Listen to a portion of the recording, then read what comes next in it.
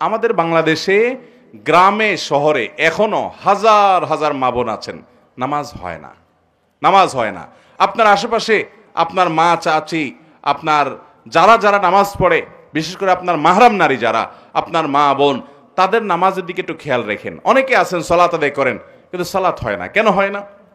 ধরুন তিনি শাড়ি পরে সালাত আদায় করছেন, কোনো অসুবিধা নেই, শাড়ি পরে পড়েন, থ্রি পিস পরে পড়েন, অথবা আপনি মেক্সি পরে পড়েন। উদ্দেশ্য হলো, মূল বিষয়টা হলো সলাতের মধ্যে সতর ঢাকতে হবে। পুরুষের জন্য সলাতের সতর হলো নাভি থেকে হাঁটু পর্যন্ত, আর কাঁধও যেন খোলা না থাকে, সে মর্মে হাদিসে আছে পুরুষের জন্য নির্দেশনা।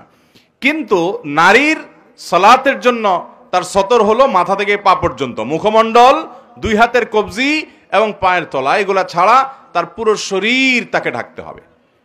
এখন যদি শুধুমাত্র একটা শাড়ি পরে মাথার উপরে ওড়না টেনে দেয়, অথবা একটা সাধারণ ওড়না পরে কোনো রকম টেনে দেয়, তাহলে গলা, তারপরে চুল, চুলের বড় অংশ, তারপরে মাথার কপালের উপর দিককার চুল, তারপরে এদিককার আশেপাশের অংশ, এগুলো দেখা যাবে কি যাবে না?